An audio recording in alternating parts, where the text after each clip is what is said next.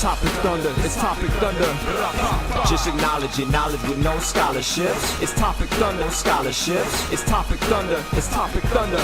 Breaking everything down, tech to politics. It's Topic Thunder, it's Topic Thunder. We don't tell you what you want, we just give you what you need. It's Topic Thunder, it's Topic Thunder. News, brews, and views from these Chi-Town streets. Topic Thunder.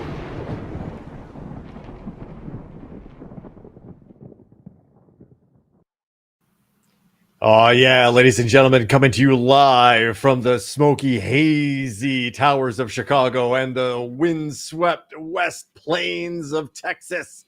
It's Topic Thunder. Welcome in, ladies and gentlemen. My name is Brooks, and that's Ben, and we are your hosts. Info tenders, I guess, is what we're going to settle on. Sliding those glasses across the bar. Info coming at you. Pouring conversation, as you will, and what we affectionately refer to as the Internet Saloon. So if you so happen to walk into the Internet Saloon, you're like, this seems like a cool joint. Well, you're damn right, first of all. But Ben and I just keep the bar here, basically, right? The conversation is really all part of the world's most dangerous chat zone, and that's like right there, ladies and gentlemen. That is the Thunderdome, no relation. And inside the Thunderdome, we already have a VIP. That's a very important parent, ladies and gentlemen. Ma Jordan joining us, and a slew and cast of millions, thousands, and millions. Let's go with millions. Millions. That's what he used to say on the Bozo show, like a cast of thousands, like it.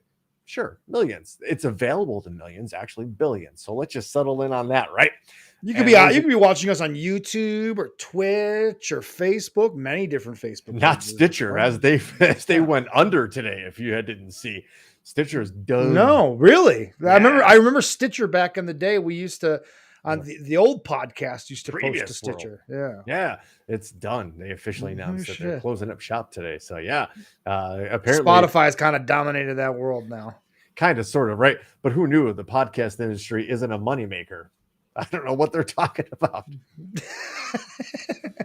Ladies and gentlemen, with that, we will welcome you into the first segment of the show, and we actually have a new beer here today from our good friends at Three Floyds Brewery out of Indiana. This is the legendary Shader. And if there wasn't a better name for a beer for this show, I don't know. I've not had this one. I think this is brand new. At least it's brand new to my palate. Let me describe this to you before we give this a try. Once upon a time, there was a traditional Bavarian-style Weiss beer that brought joy to villagers across the land. They relished in the wonderful notes of banana and clove along its bubblegum-like aromas.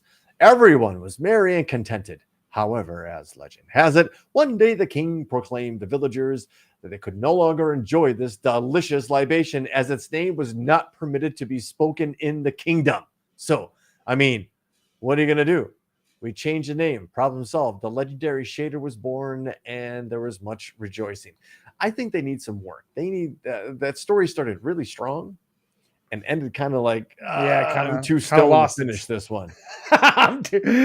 Step one, come up with a good idea. Step two, take a nap. Yes, basically smoke too much weed, have a great idea, and then forget about that idea. Yes. Yeah. But let's give it a shot, because I'm sure the good folks and the brewers at Three Floyds weren't taking a nap on this one. You tell me that this is supposed to taste like banana? Really? Go coconut. Not banana. I think that's Ryan Hansen, the head editor. As far as I can see, all of the Facebook streams you know what? are up and operational. I don't know. It may not be Brooks. Yours is not attached, Brooks. Hold on. Can I bounce out really quick and try and fix that? Can you do that? Yeah, I guess this has never been done before. Let's try. Fuck it, we'll do it live. Connor Bedard. Hold on. Can I jump out of the stream? Leave. Or does it allow you to add it on the fly? I don't know what it looks like on your side. I'm flying by myself. Where do you go? Appreciate you guys hanging in there with us. Banana beer does sound not great. I am very interested to see what his feedback is going to be. We may have to actually bring back Brooks Bolts We haven't done that in a minute. When we make him rate on a scale of 1 to 5 Brooks bolts, whether or not he will be able to. No, it does not allow you. Wait, no, it should wait. No, Whoops, this whoop. is not cool. Because it let me I was right telling in, but yeah. Oh no. Oh, That sucks. hold on. Edit name, video settings. No. Shoot, folks. Hold on. This is. How did I mess this up? I probably just took my. I wonder if once we go live, you can't attach it.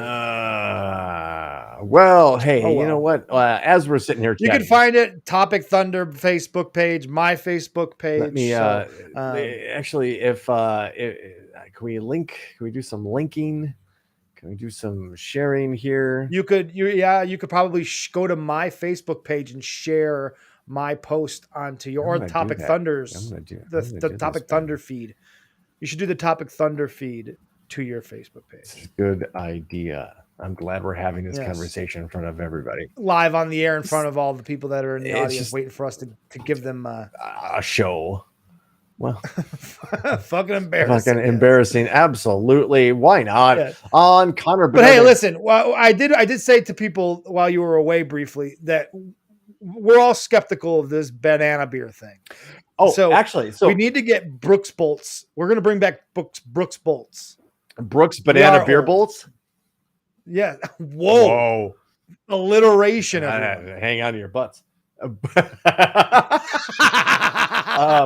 I see what you did thank there. you. Accidentally. It's actually So does it taste like bananas? A. no. No. Okay. But it's made with bananas? Actually,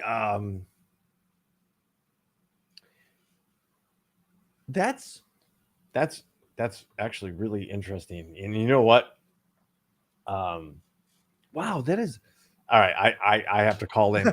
You're blown I away. actually am a little bit. You've been rendered speechless by a little this bit. I have beer. to call in another opinion, so we're going to call Gigi. Gigi, All right. dear. Well, while you're doing that, Maybe. I've got a drink. It's not an alcoholic drink, but I've got a drink that I can tell you guys all about that I can give you a review of.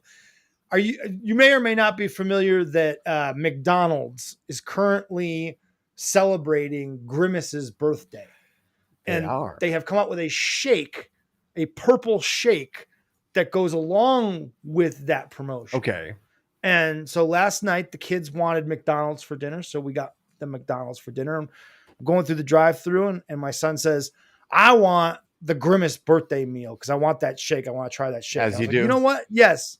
Yeah. And I was like, all right, this is new. I am always one to try a new fast food product.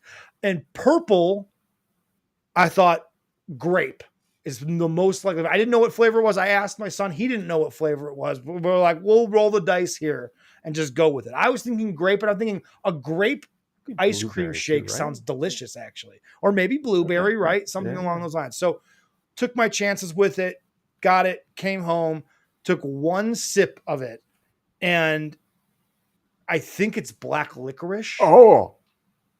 And it was like I hate black licorice. I think it's the worst flavor of anything. If you enjoy black licorice, I don't trust you. Just as a general blanket rule, if you there's something wrong with you if you enjoy black licorice.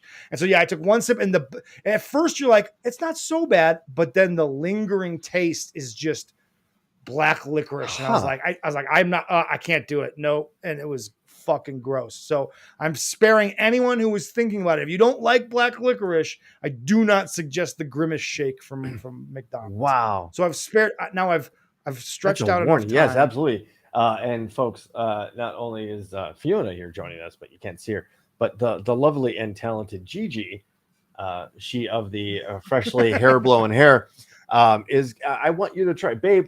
Can you go ahead and try the legendary shader and let everybody know in Topic Thunderland? Like, look, I'm going to get you on camera, like it or not. Jaeger shake. Yeah, it was gross. The only thing Jaeger, if you put Red Bull in it, it tastes like Smarties. The candy Smarties. Remember those little the things that come in a roll? Right. It tastes exactly like that. And I like Smarties. So if you Jaeger and Red Bull, delicious. Jaeger by itself, disgusting. I don't taste banana. No, she does not taste that. She does not taste banana. Tango down. Report. Banana aware. Banana aware. but it's good, right? Yeah, I would drink that. It's not. It's tasty. It- So, all right, Brooks Bolts. What do we got? I, How many I'm Brooks gonna Bolts? give. Out of 5. I legit the 3. This is a good beer. This is a really good There you beer. I give it 5.5%. 3 Deos. 3 Deos from Gigi. I don't know what that means. There you though. go. All right. There we go. It's official. Oh, see, you're making a Harry Belafonte. Dale. Dale. Daylight come and the headlines go. Welcome to Headlines, ladies and gentlemen. It's the most creative segment ever. And we simply discuss the headlines. Well, I don't know. Has something happened in a far-off land that we routinely Yeah, a country cover? that we talk often about. Did something significant happen there? Is there a reason that we've talked about this country ad nauseum sometimes to the point where friends and family are like, really? More Russia? Guilty, yeah. And I'm not trying to like here, right? I'm because that like, but here's why you have to pay attention to these things, because what happened is only the precursor to something bigger. Because what we saw happen on Friday night, which I want to point out, this is what I'll take credit for, is that I was scanning Twitter when this was happening, and it wasn't being reported on CNN, NBC, Fox, blah, blah, blah. And I was already texting Ben and Lockboard Joe minutes before this was, again, then being covered. So I was kind of proud of breaking some news to the old group chat. Yeah. But what we saw on Friday evening, or I guess early morning in Moscow, columns of Wagner mercenaries, come on, rolling towards Moscow, taking over a town in Russia that was on the border with Ukraine. At first blush, you hear Rostov, and you're like, what? Okay, Yeah, who gives a but shit about for that? context, I saw a video that provided some context. It's roughly the same size as the city of San Diego. What The they're not population telling you was. is that it was a major military hub of equipment, training, ammunitions, and where the two heads of the Russian military were currently making their HQ. That's why Wagner Group picked that town. That's why when those two dudes weren't there, allegedly being tipped off by the FSB, which is the successor to the KGB, they were tipped off that this was happening. So they skedaddled, and that's why Prigozhin and Wagner Group turned their sights a little bit more north and started making a 300-kilometer, 220 or 30-mile march towards Moscow. And Again, for context, the distance I saw was San Diego to Salt Lake City, where if you saw on a map, is not very far from each other, about 200 miles. in like a day and a half. Yeah. So unimpeded. There was no resistance. But apparently they shot down like, I think it was like 6 airplanes and 4 helicopters, like almost 30 actual Russian military pilots died. Wagner Group showed some lethal efficiency that Happy birthday, honestly, Grimace. happy birthday, Grimace. That legitimately people in the Russian military aren't kind of used to, because let's be honest, the Wagner Group, full of mercenaries, that are the best of the best. That Right. What's so crazy is like, for those of you in the audience that have been following along with us, you're like, wait, the Wagner Group, isn't that Putin's chef? Isn't that they were working for the Russian military, right? They were working alongside the Russian military. So what happened here? Yeah, that's exactly like this private military group basically turned. The name of the company is PMC Wagner, and PMC stands for Private Military Company. There you go. They make so they're right out there in the open, but they basically turned on Russia, like heel turned on Russia, or babyface turned, however you want to, you know what I mean? In wrestling terms, they turned on their partner here, so to speak, and that's incredible. And for Russia to almost back down, this is not. It makes Putin look a little weak because he fled. He got the fuck out of Dodge, and they made sure that he was nowhere near being in danger. Nowhere near Moscow. Yeah. So Same with the prime minister Medvedev. Same with their foreign relations minister Lavrov. All of the heads of the Russian, what we call government, but really is, again, a mafia masquerading as government. All of those folks skedaddled because they knew what could be. Why? Yeah. Because Russian history is rife with this kind of regime change. This is nothing new to Russia. Let's be very clear. What are the odds that old Evgeny? How did you say his last name? Yevgeny Prigozhin. What are the odds that in the next 4 episodes of Topic Thunder, we will be talking about the death, the untimely and odd death of old Mr. Yevgeny Prigozhin? I mean, you'd be a fool to take that bet against it. Mm-hmm.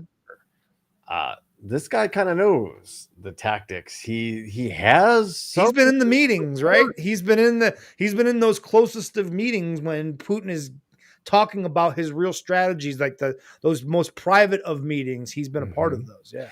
And he has some support on the inside. That's the thing. What really makes Putin weak is that this wasn't stomped away. Right. There wasn't yes, he didn't put his chest out.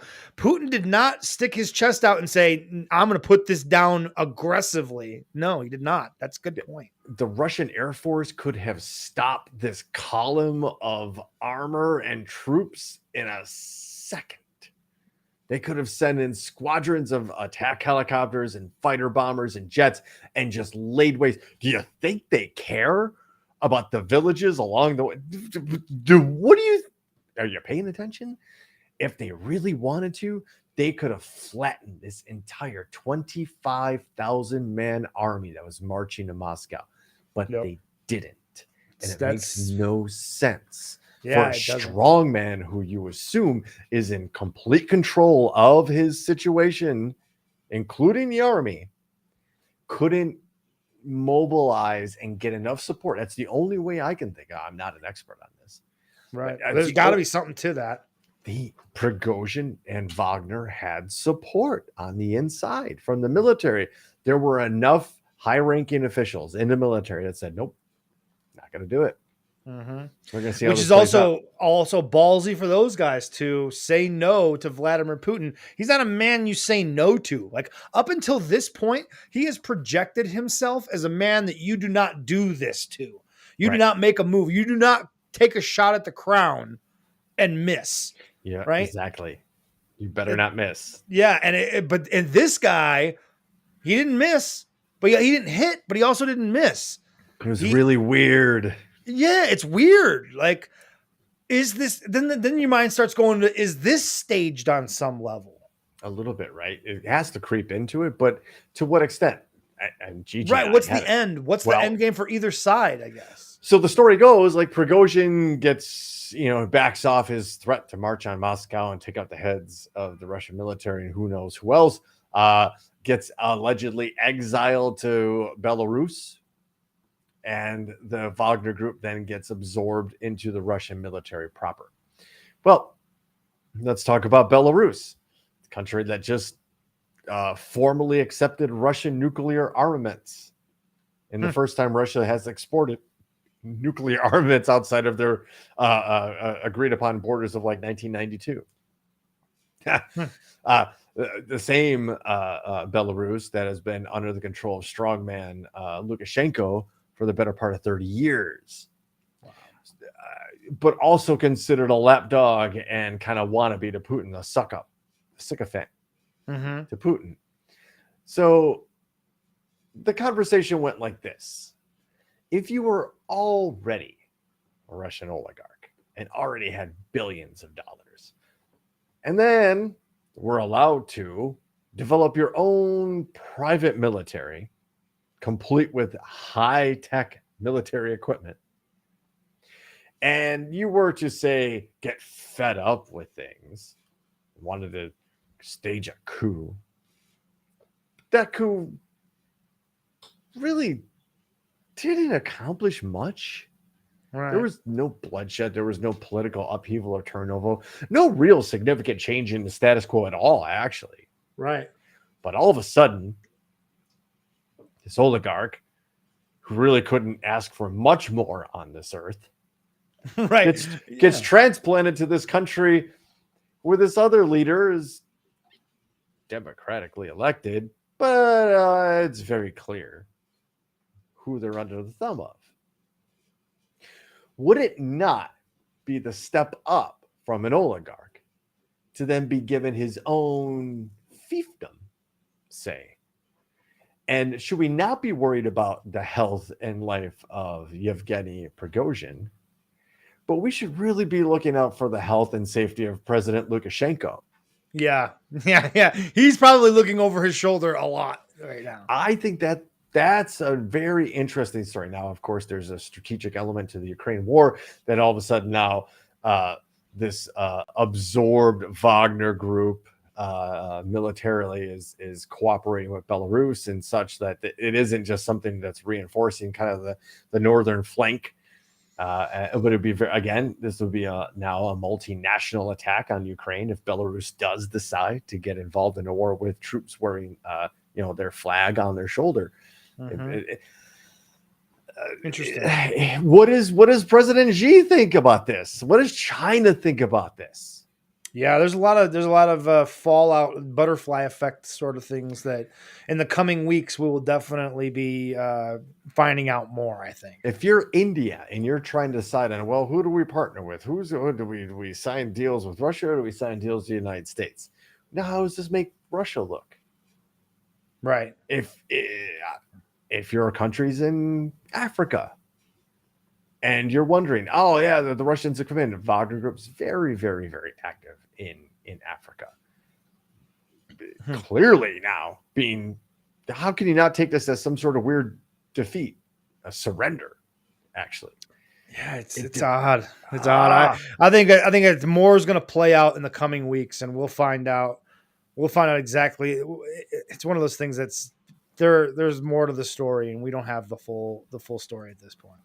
Well, taking our collective eyes away from the global stage, we're going to kind of focus on the domestic stage here for a little bit.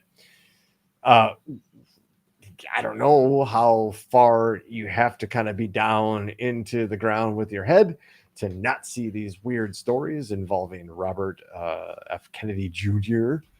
and all the wild, weird things he's been doing on the internet, including posing half naked and doing very, very poorly positioned push-ups.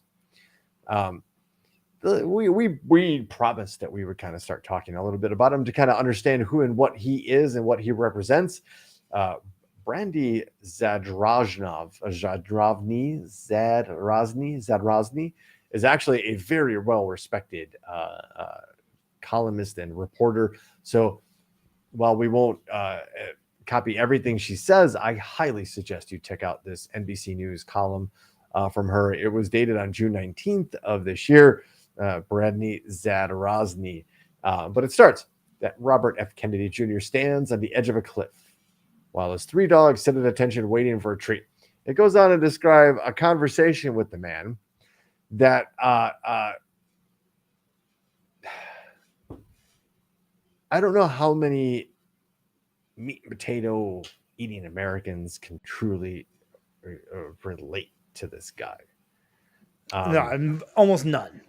He's coming from one of the most politically powerful and legacy-based family names of all time in American history. Easily. And has uptold privilege.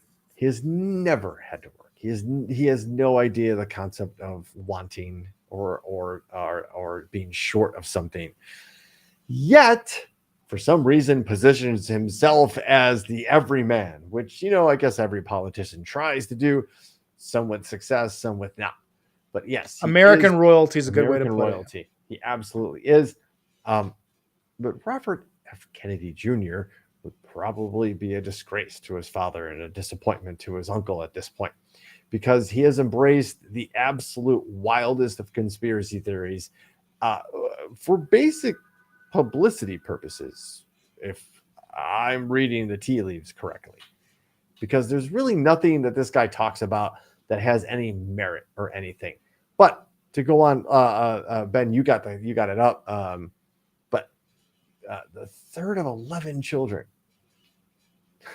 Don't tell me that this guy has an idea of what it's like to be an everyday American. Yeah. And don't tell me that this guy knows what's best for everyday Americans. And don't tell me this guy has any position to debate anybody on science, especially that of vaccines. Thanks to Joe Rogan and the hordes that he controls, here we are. We are promoting this wacko of privilege, privileged wacko hashtag. Yes, privileged wacko appearing on the next Super Wrestler show. Absolutely. Why not? And for what? He's not going to win the Democratic. Yeah, well, nomination. no, and that's a whole different discussion. Is Because it? well, in a way, it brings up another discussion, which is the fact that the DNC is basically rewriting their rules for this upcoming election and not holding debates, apparently. And basically, for all intents and purposes, are just going to anoint Joe Biden as the Democratic candidate. Like, there will be nobody going up against him in the Democratic Party. The Democratic Party has no interest in anyone other than Joe Biden running in 2024. And so he's not, you're right. He's not going to get elected because there's no chance, because he's not even going to get a chance to get in front of everyone and debate Joe Biden or any other Democratic candidate. So other than Joe Rogan, he's not going to have much of an audience. And to be frank with you, and I guess I'm doing both sides in this regard, unfortunately, but also the Republican Party is also basically not going to hold any kind of, nobody's going to debate Trump. Right. We're coming down to that dreaded showdown between the establishment and both political parties, right? Yeah. And it's unfortunate. Guys like Robert F. Kennedy and Chris Christie are going to get drowned out. They're just not, whatever traction they may be starting to get is you'll see as we get closer to election, as when it gets more serious, it's a 2-candidate race. It's a redo of the last election. Get ready, guys. That's what we're having. I'm fairly certain none of the Republican candidates want to debate Chris Christie. No, I don't think anyone. They don't want that smoke. No, but let's get back, because I want to talk. I don't want to please get it. No, go. Go. So it says here, Kennedy believes the government, specifically the CIA, is responsible for both killings of his father and of his uncle, John F. Kennedy. That's not necessarily totally wacko, right? That there is some question there, especially with John F. Kennedy's killing. Both of those killings, let's be honest, those assassinations, there's a lot of unanswered questions and some things on, especially with the magic bullet theories and things like that, where it isn't so crazy to think that there's something more to the story of both of those assassinations rather than just what it's on the surface. The Kennedy assassination is rife with that stuff, and rightfully so. There are a ton of unanswered questions, like you said, magic bullet, and just the fact that it's almost impossible that there wasn't more than one shooter. Not going to deny, absolutely, there are definite questions there. I also point out that has actually been proven to be pushed as a piece of Russian propaganda. So I don't want to diminish the questions that you're asking about that and the points that you're bringing up, because they're very valid. But I also want to point out that at that stage, there were, again, Russian intelligence was looking, going, how can we push this? I don't think the assassination of Bobby Kennedy was, I don't know. I mean, are we talking? Because if you think Sirhan shot Bobby Kennedy and killed him, then you're believing that the CIA had the ability to control the mind of somebody. So, and we all have read the wild stories of Project MK and all that kind of stuff, right? The Yep. LSD experiments and whatever. Sure. But at that point, you stretch it out, play it out from there, right? If they were at that point able to control the mind of one person to kill a presidential hopeful, and at that point, I think he was still the Attorney General of the United States. Why are we even having a question right now about the validity of a conspiracy theory about it? Why aren't they just controlling our minds and going like, oh, Yeah, these are the assassinations you're looking for? Sure. No, Right? that's a valid counterpoint. I would just say that if you think they were experimenting on an individual level to do something nefarious like that, right, and pulled it off successfully, but aren't able to accept the fact that then they had more ambitious thoughts about that technology, right? Besides, as Rage Against the Machine as so succinctly pointed out, they packed the 9 and fired it at prime time. Maybe that was their thing, but like you have to acknowledge that if they used it once on one person and then said, well, we did that. No, you have to then think bigger and you have to think broader. You have to think that they would have been putting that. If you think there's fluoride in the drinking water, then there's mind-altering LSD that is syncing up with the television rays that are coming in with the messages that are beaming from the 5G. Pump the brakes. Do we have honest thoughts and reservations about the advancement of technology? Yes. Is there scientific evidence to refute some of the wild claims out there? Yes. Are there unanswered questions about the scientific validity and safety of some of these new technologies? Yes. Do we have an open forum for conversation and debate about those? No. Because we're so politicized, and we're so politicized by folks like Mr. Kennedy here. Yeah. Joe Rogan. And as I pull now, so the next thing, obviously, the thing that he is most known for as far as conspiracy theories go is the vaccine stuff. And I pulled it up on the screen so people got a chance to kind of digest it as you were talking and get a chance to read along. But you can see here, he was giving speeches about, pollution and that sort of thing. And he's, looking into, he's a big proponent of the environment, which is good. That's the thing about this guy is that there are some things that you can be like, okay, he makes a little bit of sense there. I like what he says there. But then the majority of what he says is wacko nonsense. But that's how they get you though, is they sprinkle a couple of things that you like, and then they hope that they can, shift. Excuse me. It's headline reading is what it is. And it's not kind of going into the substance and figuring out like, oh, well, I care the most about this topic, but I don't give a shit about the rest of the fucking alphabet. I only care about the letter A. Right.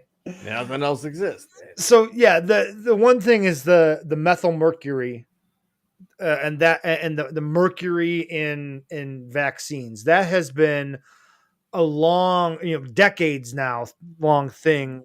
Jenny McCarthy was on TV, kind of going, that route and blaming autism on it. But it was found that it's not the same kind of mercury that you're thinking. The mercury that's in like in a thermometer, right? It's not. Thermometer. Yeah, it's not the same thing, and that's where the conspiracy theory breaks down, is that they're not giving you the proper context when they're talking about methyl mercury. But guys like Joe Rogan provide a platform and don't push back at that moment.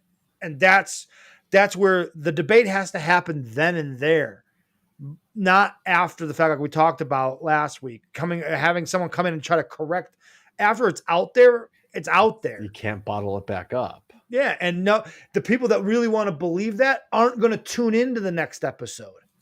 They just heard what they heard. Well, Robert F. Kennedy, he sounds like he knows what he's talking about.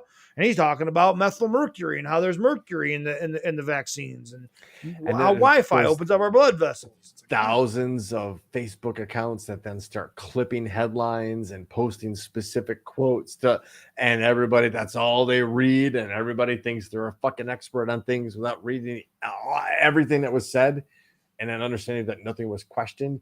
And in a podcast format, I hate to break it to everybody, this is not a scientific forum. This is an opinion-based forum. This is largely a marginally informed opinion-based forum.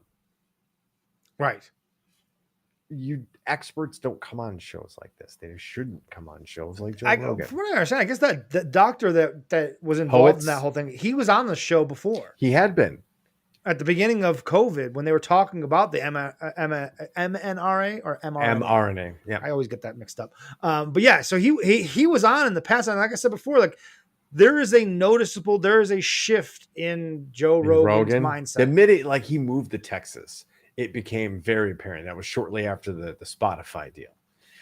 You could almost like put a line in the Joe Rogan timeline of like, okay, very cool, very cool. Yeah, sure, he was dancing around a couple things, but are very interesting, and he was handling it right, and then handling it, and all of a sudden, oh my god, what is this guy allowing? He on just his show went off a cliff without any kind of logical pushback or like, wait, you just said something weird. Do you have any proof of that? He never does that anymore. He used to actually. No, yeah. If you say He it used to. convincingly, he just accepts it. He's like, wow, that's wild, Jamie. Did you know about that? Jamie, call up that video. And they play like a half a minute of a video that just that He started placates. running. He started running in more conservative circles. Well, he's buddies with Elon. It was almost like when he had Elon on the show, you could probably trace it back to when Elon smoked that joint on the show for the first time. Right. Right. And Elon handled it like a pro. There've been around versions when they've inhaled for the first time. It generally doesn't go like that interview went. They usually end like laughing way too much and inappropriately. Just what happens. You get the giggly. I think we're just going to skip all the rich people that RFK Jr. knows, because I think we're well aware of that. Hey, we got a problem that we're going to squarely blame Canada for. Blame Canada. The air quality in Chicago in the last handful of days and as surrounding suburbs, that metropolitan area. Yeah, you guys got what New York got a couple of weeks ago. It sucks. Flat out, folks. It sucks that that it looks so hazy. And I actually have some pictures on my phone of like when you see pictures of the city of Chicago and the haze, it's not a joke.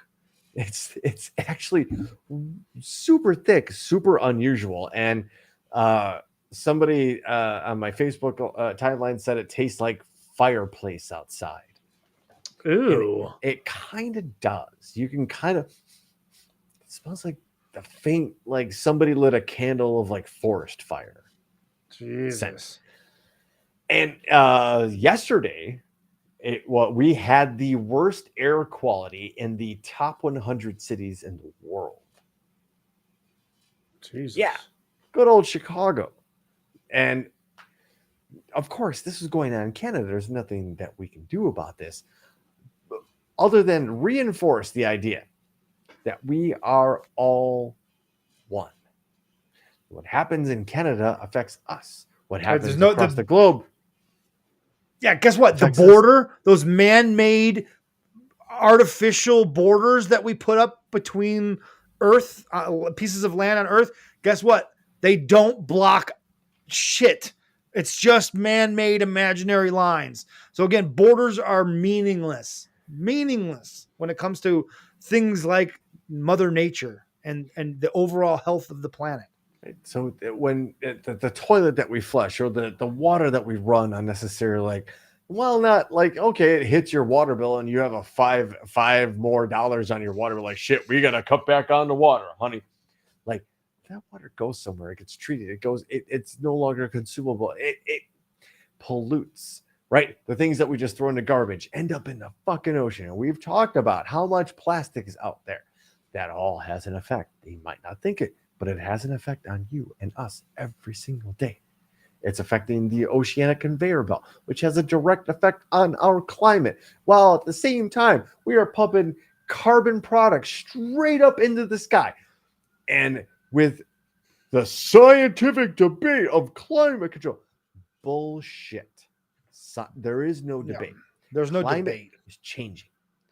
You want to talk about why it's changing? And if first person to jump in and say it's the natural cycle, you're goddamn right it is. And we should heed that fucking warning. Yeah. And we're not overdue for a fucking catastrophe, ladies and gentlemen. Overdue. Adding gasoline to a fire, in my experience, doesn't help the situation. No, it is really hard to put out a fire by throwing gasoline on it. You don't do that. So just the acknowledgement that we all share this planet, that what happens elsewhere has an effect on us.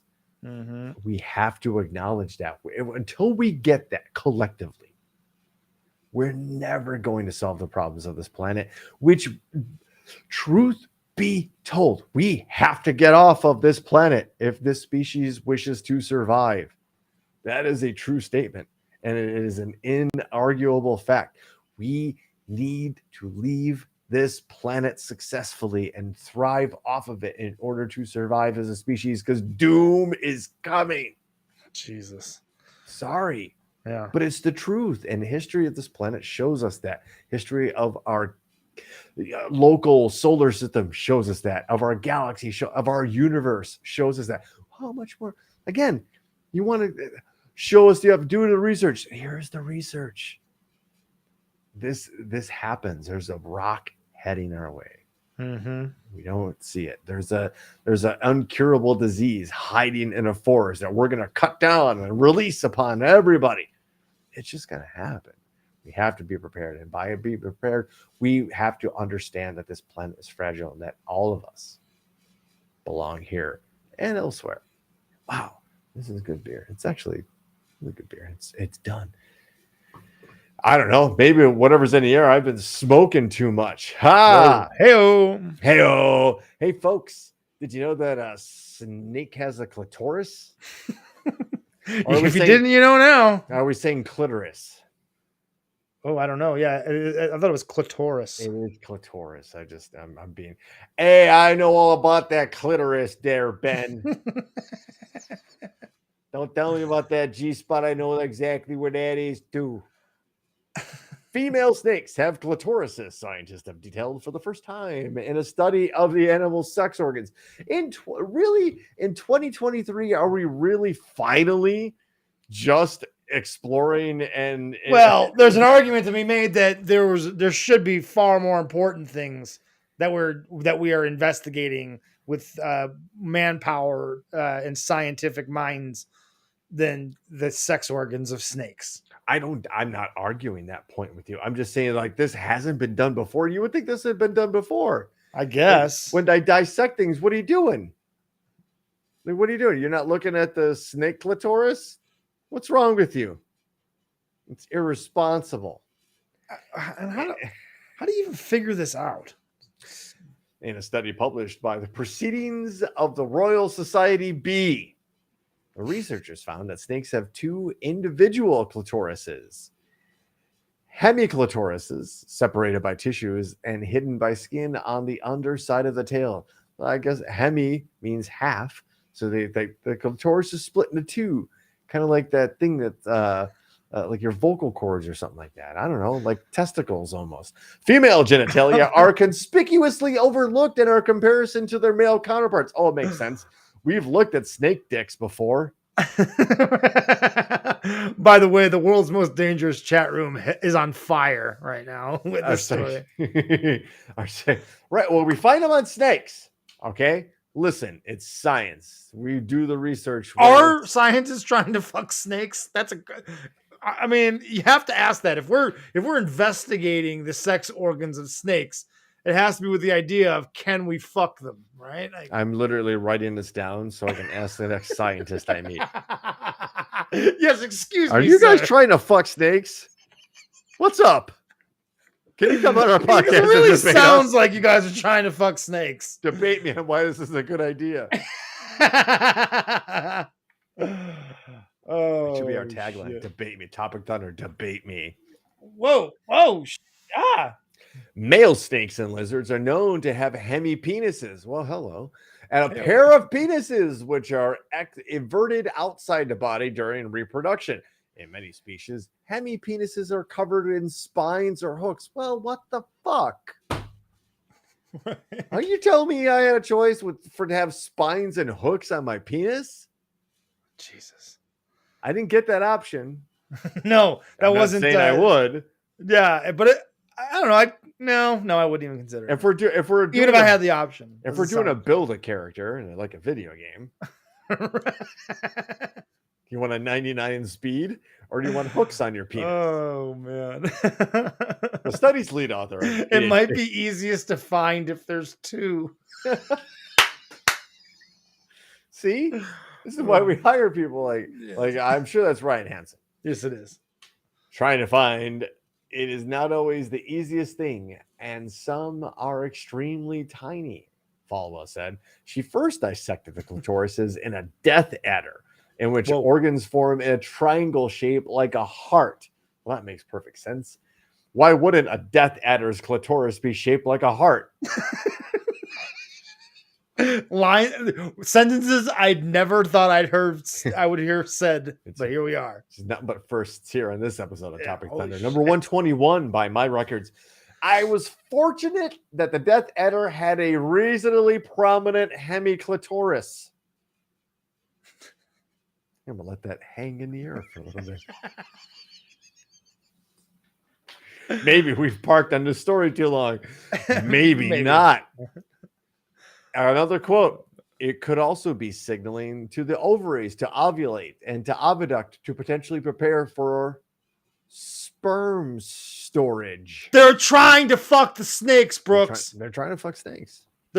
Tell me they're not. Convince me. The researchers went on to dissect 10 snakes of 9 species, including the carpet python, puff adder, and Mexican moccasin. Taylor Swift should write a song about that death adder clit. God damn it, you people are amazing. I love each and every one of you. Thank you. A quote. Oh man. We will never, ever, ever have a death adder clit. Oh man. What did I send you next? Holy shit, Ben. I don't even know This anymore. giant fucking octopus. We're looking scary as fuck. Look, and here's the coolest thing about it is that actually humanity in this regard performed admirably. Yes. They didn't try to fucking kill it, is what he's basically saying. Or fuck it, apparently.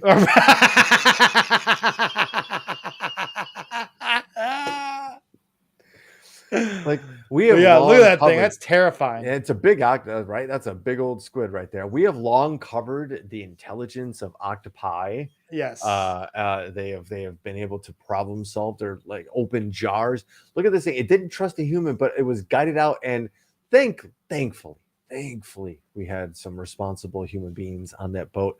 And maybe that octopus goes back and tells the orcas, like, "Hey guys, hey, not that boat. That boat's cool." Maybe they're not all so bad. Right. Maybe. But that's going to be an interesting conversation. And you want to talk about debates right there. That's a debate under the sea. Yeah, I don't know. I don't have a snappy segue for this one. No, because there's some airline stories we've got to get into this week. Oh, for sure. Actually, this one sent into VIP Dan F. Brooks. Oh, all right. Airline passenger allegedly assaulted flight attendant, demanded kiss to help him calm down. Oh, you would normally expect something like this in the maybe the lightning round, but no. Yeah, Florida man to be involved. Oh, of course, and in Las Vegas, an airline passenger is facing a federal charge after the FBI said he assaulted a flight attendant and demanded she kiss him on a trip to Vegas. William Morgan was on a Southwest Airlines flight. What the fuck is happening at Southwest? Yeah. Was on a Southwest airline flight from Palm Springs, right? From Palm Springs, California to Las Vegas on October 3rd of last year when the alleged incident occurred. an FBI agent stated in court documents. Morgan, who was one of about 100 passengers on the flight, got up from his seat about 20 minutes before landing and demanded, name redacted, kiss him. Documents said.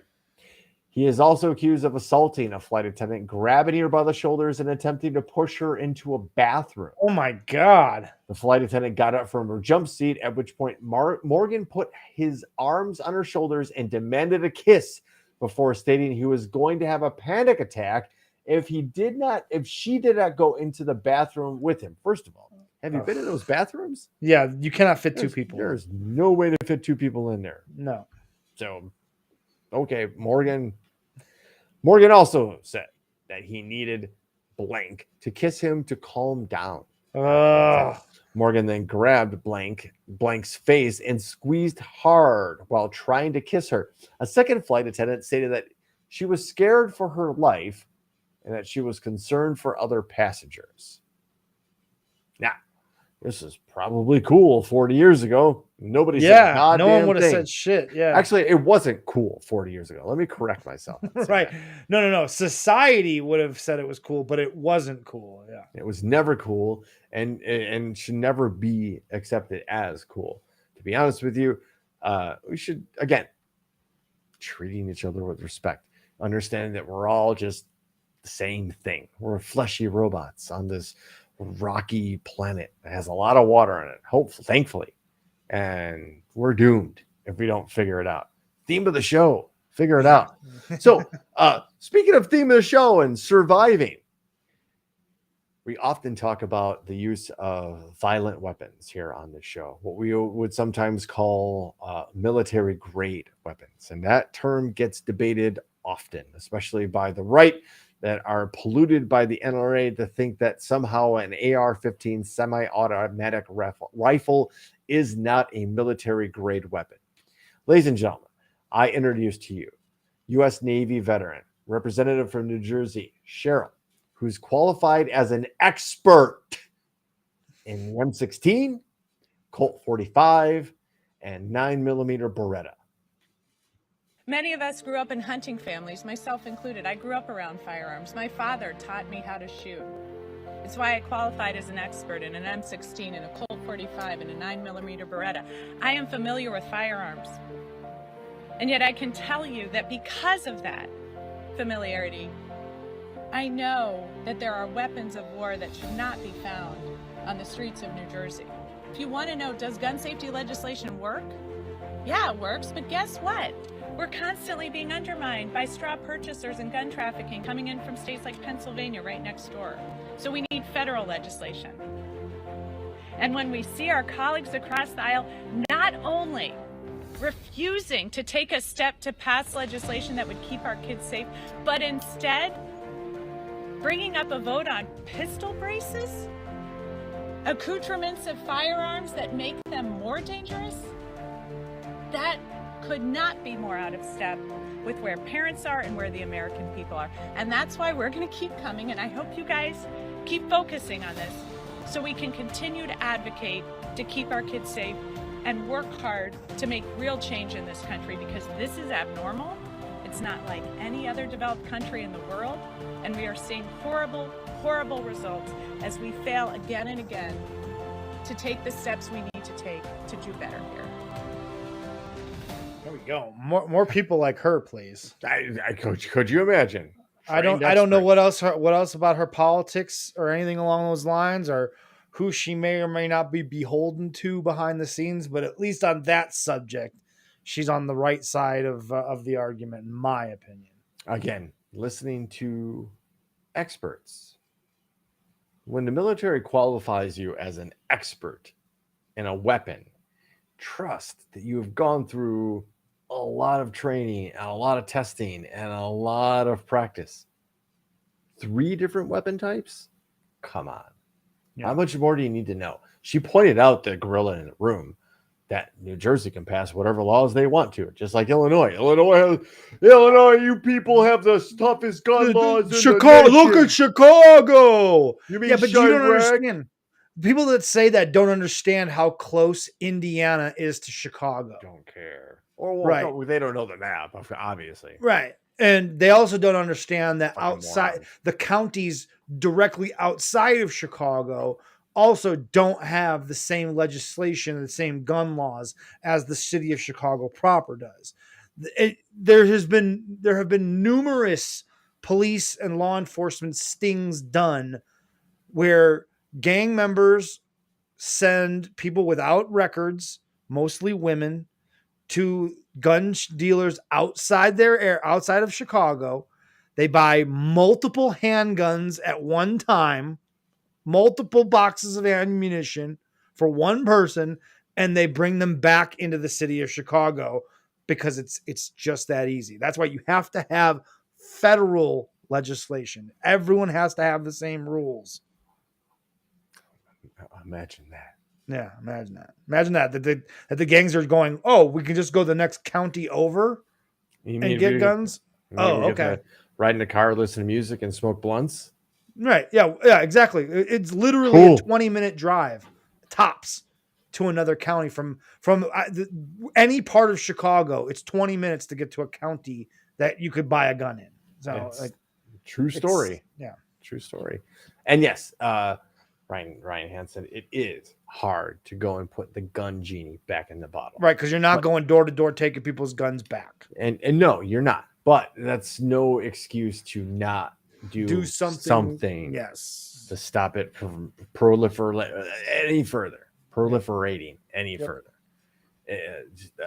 Let's just do it. It's well past time. We tried it once and it worked. Data's there. Speaking of data, human remains have likely been recovered from the Titan submersible wreckage. Hey, remember that story from last week? Yeah, I don't believe this story. Oh no. Wait. Really? I don't believe this story. I don't believe there were any human remains. 'Cause from what I understand, Uh-oh, here we go. when that capsule collapsed, Yes. in the matter of 30 milliseconds, Yes. it heated up to the hotter than the sun, Yes. and one end of the vessel crashed into the other end of the vessel, all in 30 milliseconds. Yes. They evaporated. There are no human remains. If it was as hotter than the sun, their entire bones and everything evaporated. I don't believe there was any remain. I don't know that that's possible. That doesn't make sense to me. Maybe you can correct me. This is great. No. I'm all about this. You're getting some traction here in the Thunderdome, which is, but I want then, okay, fine. Let's, again, like we do most conspiracy theories, let's play this out. To what point? Why would they? Well, I don't know, because I also believe that they knew that Sunday, they knew that I mean, they knew now. They're saying now that Sunday that vessel imploded on itself. Correct. Yet it was Wednesday when we were talking about it, and they still hadn't found them. Yes. But now saying they knew that Sunday it imploded. How can they know that? Well, I mean, and what was the banging that they apparently heard? Right. Like there's more. There's something going on here, man. I mean, I don't know what the end game is. Right? I'd love to know what the end game is, because was it a distraction for something else? I don't know, because on its surface, it doesn't make any sense that the world paid attention to this the way that they did. Outside of, 3 really rich white people. I mean, and somehow an addiction to stories of like some kind of famous tragedy, some glorious tragedy. Yeah, I don't know. But why spend all those days? There's just something. There's more that doesn't add up, dude. Why, if they knew, how could they know it imploded Sunday after the fact? Well, in all honesty, like there are fields of underwater like sensors and microphones, basically trying to detect incoming subs. And I'm not kidding about this. There are I agree. I think the technology that the U.S. government has in the water is far beyond what our brain can probably comprehend is available. It's very much like space technology, except that there's a material for whatever signals and energy to go through, so they have to adapt to that. But you're not wrong about it. Same technology can apply in space as to underwater. But it would have been picked up on sensors and sonar because it would have been such a dramatic effect on the water around it that the shockwave would have been picked up then too. And I will say that, like, while it did, like, a pressure collapse of that magnitude would have, yeah, absolutely right. And I know who sent you that meme that sent you all that information. I know that is scientifically accurate. That happened for the briefest of brief seconds before everything was exposed to near freezing cold water. Right. So you can imagine, we've all seen, we've all lit a match and thrown it into water, and we've all seen what happens to it. So it is not out of the realm of possibility to find That remains some human debris or debris, however you want to put it. I'm not saying that you're not wrong. Like, there's something weird about this, because we reported that several agencies were reporting that they had been hearing rhythmic banging. Every 30 minutes, they were hearing a boom, like a bang, bang, which is what you'd want to do if you were trapped in a submersible with dwindling oxygen supplies. A rhythmic banging, right? Something detectable, because nature doesn't operate like that. If you create something that's a steady signal, it can be picked up. Very smart. But we reported those stories too. Yeah. So, like, I will agree with you. There is something weird about that. But I just asked, to what end? I know. I agree. Like, what it's another story where I don't know that we'll know soon. Maybe we will never know. But it wouldn't surprise me that down the line we found out that this was some sort of distraction, or there was more to the story, because multiple countries spent millions of dollars in what we now know was a complete waste of time and energy. Absolutely. Weird. Again, for just 5 people, again, the the adage that the good of the many outweighs the good of the few or the one. We're nonplussed when 500 refugees drowned in a boating accident in the Mediterranean, but we're super concerned about 5 people who, on their own volition, went down to dangerous depths. They took the same risk. Yep. What was the reason for the risk?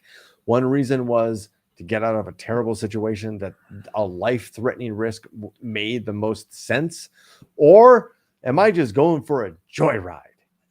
Right. We cared more about the joy. It doesn't make sense. There's just, I'm going to keep my eye on that one. Yeah. Okay. I can appreciate that. Hey, folks, the human gene identified that can prevent the most bird flu viruses moving to people. Let me ask you this, and we're not going to get into the science of this because it gets really deep and we're kind of running short on time. But if somebody came to you and said, hey, we have a vaccine against all bird flus, and that includes COVID, that includes the H1N1 viruses, and they said, hey, you take this one shot and you are immune from this specific set of diseases that happen to be proliferating kind of everywhere, would you take that shot? Hi, Fiona. Yeah, I would.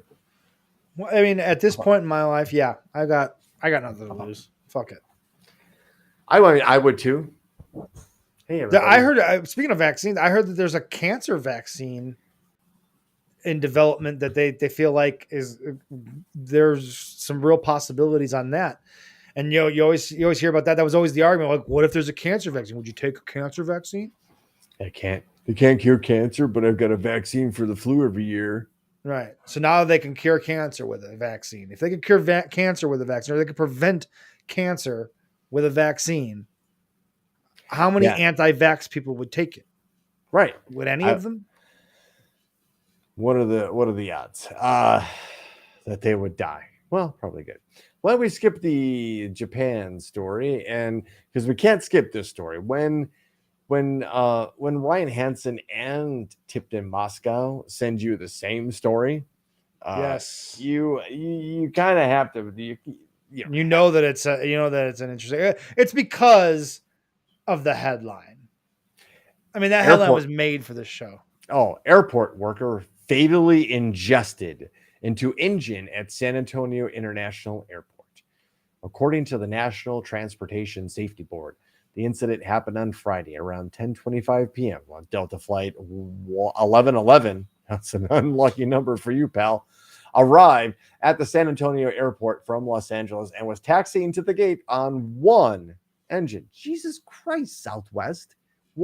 Delta. One engine? Jesus. Yeah. That's when a worker was ingested into the engine. The NTSB is actively investigating the incident. The San Antonio International Airport said in a statement, quote, an accident occurred on the ground at San Antonio International Airport tonight that resulted in the fatality of an airline ground crew member. We are deeply saddened by this incident and are working with authorities as they begin their investigation. We will share more information as details become available. Well, there's an update on that story. Oh, please. So they figured out the guy committed suicide. What? The guy committed suicide.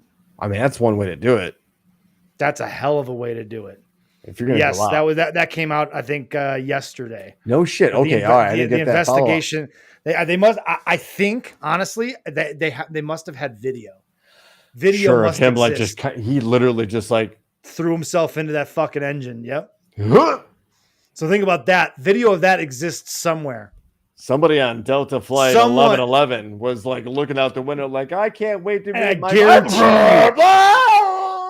I would guarantee you that there is a good chance that video is on somewhere in the dark corners of the internet already. Right. Just, oh wow, Jesus Christ! Like it's the shredder of shredders. It's like God, of all ways.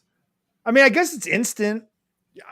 I mean, we've talked about ways you can die, right? Like you don't want to feel it, you don't want to know what's going on, you don't want to have a moment to know, like, oh my God, I'm dying, right? That's kind of it. You would assume it's head first. So yeah, exactly. Otherwise, it's well, wow, you're a incredible athlete. What a way! Yeah, holy shit, that's a hell of a drop kick, sir. Yeah, wow, way to drop kick that engine. Golly. So I guess we should then, for our folly and not following up with the tragic result or cause of death in this situation, Ben, I guess we're gonna watch this video, right? We're just gonna whip each other with bull penises. No, we're not. Welcome to Nicaragua, where they take part in a 4 centuries old religious tradition of whipping each other with dried bull penises. What is going on in other countries? Well, first of all, that's a big fucking penis. It is, dude. What is going on? Holy with the shit. Bulls? The Chicago Bulls. It was kind of like that, actually, back in the day, folks. But holy shit, I feel inadequate next to these dried bull penises. Supersized chili whipped. What'd you do today? Well, yeah, look at my scars. Look at my whip scars from this bull penis. Why are you in the game is beautiful. Today, it's eye-catching and unique. This guy said says. The game? How do you win? Yeah. How do you win? You quit? I guess one guy quits. Like all right, I feel like I've got an infection from this dried bull penis. I'm done. Jesus. Why are you in the emergency room, sir? Don't tell me religion ain't fucking weird. Look, like, and why are some guys allowed to like wear a shirt, and some guys look? It's almost like lightsaber dueling. Some guys have like a style, like they're defensive. Other guys are just like, fuck it, right? Just going in all willy nilly and shit. And here goes the priest. Like, a great question. Do they assign you one, or do you get to pick your bull penis? Oh, is there like a rack of them? Like a, you know what I mean? You get to like groom? You have to bring your own. Do you get to groom your own bull and eventually cut its penis off and use it as a weapon against some stranger? You penetrate your foe. That's how you win. Jesus. Yeah, we like to bring you these things on Topic Thunder here. We also do like a palate cleanse. So speaking of things just swinging around, this next Uh-oh. video, ladies and gentlemen, Oh, hold on. we have a rescued orphan elephant, Niam Beanie, who's still trying to figure out just what its trunk does. Yeah, I guess there would be some question of like, hey, what the fuck is this thing that hangs off the front of my fucking face? What is it allowed to do? Yeah. oh, I can do this. Look at this little guy go. It's a little girl, actually. But again, orphaned elephant that this nursery and our good friends at the Sheldrick Wildlife Trust, that's at Sheldrick Trust on Twitter, at Sheldrick Trust. Very worthy cause. We will continue showing elephant videos because honestly, it's between elephants and whales as to who should probably rule the planet going forward. If we're to survive. And ladies and gentlemen, that brings us to the lightning round. It's my dad's favorite segment. We used to make a joke that my dad never watched the program, Right. And that this was the favorite segment that he never watched. But ladies and gentlemen, guess what? He is Dan here. Brooks is in the Thunderdome. And folks, if you're unfamiliar with how we run this particular segment of the show, please let me allow some explanation to occur. 3 stories enter the Thunderdome. 1 gets read, and folks, that one story is chosen by you, the people. Without any dilly or dally, ladies and gentlemen, headline number 1. Man robbed woman at gunpoint, then asked her on a date. That's one way to go about it. It's better than Bumble. Headline number 2. Man and youth arrested after baby donkey moon stolen from Hampshire farm. You can't beat it with a man and youth. That's a hell of a headline. Okay. Oh, man and youth. Headline number 3. Minnesota man jailed following Skittles assault. Okay. All right. We've got some interesting ones here. The gauntlet has been laid before you, ladies and No gentlemen. Florida man, but we do have Minnesota man. You can't beat a Minnesota man from the great state of Minnesota, Ben. Yes. Don't mention They, Jesse. they use A like Canadian. They got a little bit of Canadian in there. It is a very interesting accent. It's like if you took the Wisconsin thing, which is hey, that Yeah. neighbor thing, and then you do the heavy Canadian thing and get the Minnesota. It's very, very confusing. But anyway, ladies and gentlemen, All right, one more time. Let's hit them one more time with those as the headlines. votes roll in, we want to remind you one more time, we are available for your consumption every Wednesday night, 7 p.m. Central Standard Time. Twitch, Come join us. Facebook, YouTube, when I remember to put it on my Facebook. But yes, you can join us every Wednesday. So just to refresh your memory, headline number 1. Man robbed woman at gunpoint, then asked her on a date. Headline number 2. Man and youth arrested after baby donkey Moon was stolen from a Hampshire farm. And headline number 3. I like that it was baby Moon. Yeah, the Moon is the name of the Moon donkey. is the name right? of the donkey. The donkey has a name. So Got I guess if we were to take it out, if I were to simplify the headline, man and youth arrested after baby donkey stolen from Hampshire farm. Makes more sense, right? Yes, it does. It Putting flows better. the donkey's name in the headline does convolute it just a It smidge. throws it off a little bit. Yes. It's no headline number 3. Minnesota man jailed following Skittles assault. Man, 1 and 3 seem to be the contenders. We've already got a vote for number 1. Man, I'm split. I hope I don't. It's not on me. I assume that there are other areas, so we got to vote for 3. There are more people in the Thunderdome right now, so folks, go ahead. If we have to name it, we'll go over the stories. Oh, Ma Jordan coming in, but we will go over them one more time. We like to drag things out. We like to go at least until 8:20. So, folks, you got at least 5 more minutes of us here. Alternate headlines, by the way. Here we go. Date me. I got money. Me a donkey.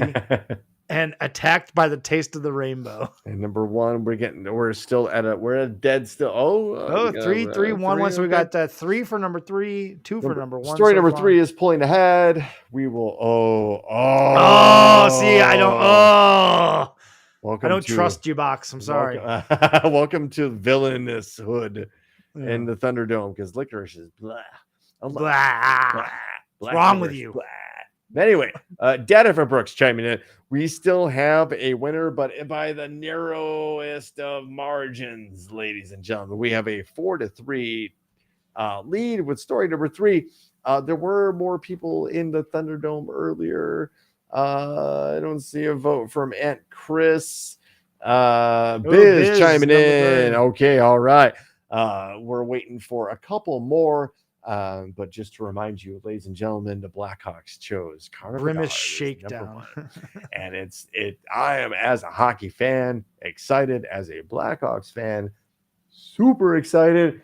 And the draft hasn't gone exactly well. So I'm like one of those weird hockey fans that I really like hockey. I don't share enough about that, right?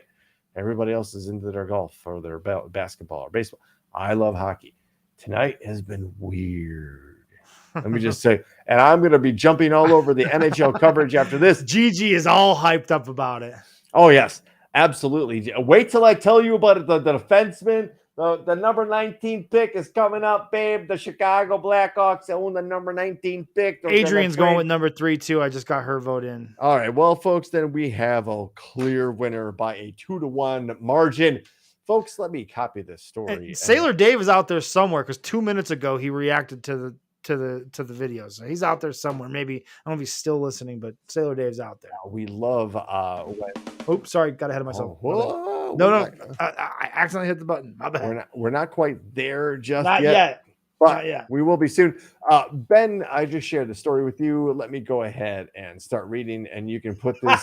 Well, that's a hell of a fucking mug. It's a mug shot that you. Let me, folks. Let me tell you. When I say you chose wisely, June 27th, a Minnesota man is behind bars following an unprovoked Skittles attack on restaurant patrons and employees.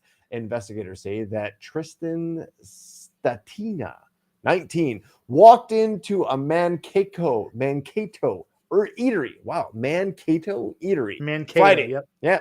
And began throwing Skittles at employees and customers. A woman identified as victim 1 in a court filing said that she was hit in the back with a Skittle, which caused a stinging pain. Oh, stop it. Upon arriving at the restaurant, a cop noticed Skittles all over the place on the ground and a bag of Skittles near the garage.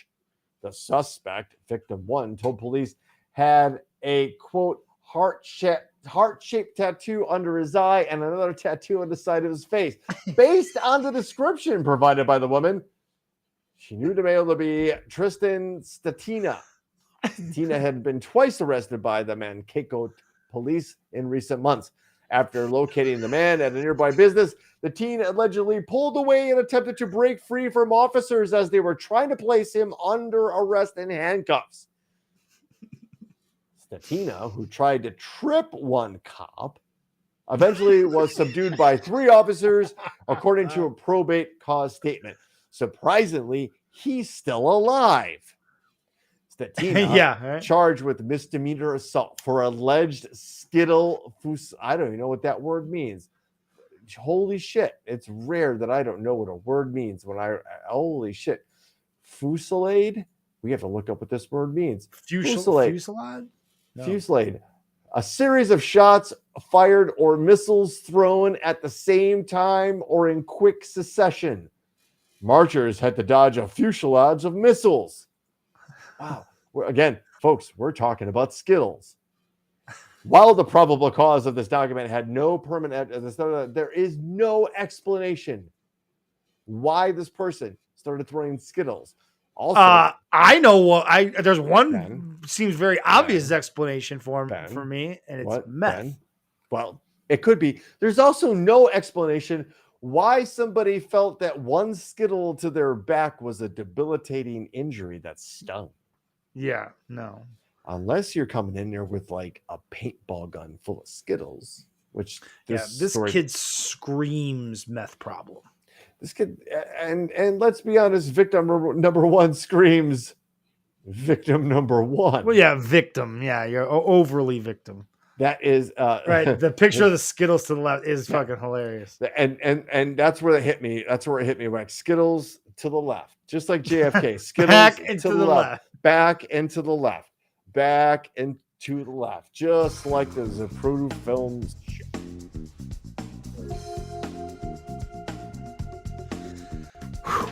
Last segment topic, we call it closing time. Ben, you just well before we get to our accoutrements and good nights, you started a new podcast. You want to tell us about that? Fight to the Deaths. We're getting closer and closer to releasing basically book one. It'll be 10 episodes in total, covering November 1988 through March 1989, the war between WCW and the WWF. I've also got a teaser coming out. We talk about why the Bushwhackers ended the run of the Fantastics. Well, so always, if you're interested in the wrestling and this show is certainly wrestling adjacent for a myriad of reasons, check out Ben's show. For the meantime, thanks for tuning in to Topic Thunder from the USS Pop.